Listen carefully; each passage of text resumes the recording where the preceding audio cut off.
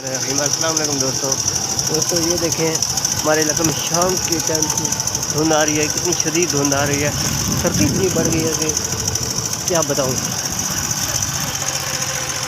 तो देखिए खूबसूरत नज़ारा।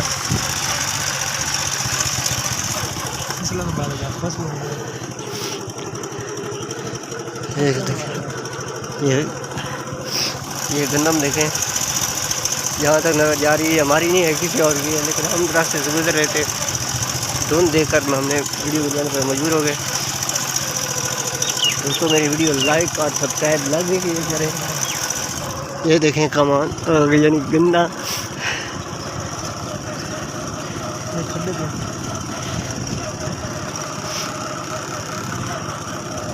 सड़क हमारे दस ये देखें टूटी फूटी हुई सड़क 1995 नहीं है ये 1995 जी। लोगों ने दरख्तों सड़क के ऊपर दरख्त लगाना शुरू कर दिए। इमरान खान का मुहिम कोई नोटिस भी रात को शायद देते ये तो 2000 हाँ ख्याल करे पै गया ना, इस पे सही को नहीं देख रहा। आज हमारी है तो ये देख रहा हम लोग जा रहे।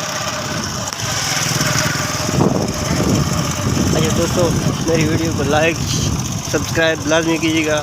अल्लाह हाफ़िज़।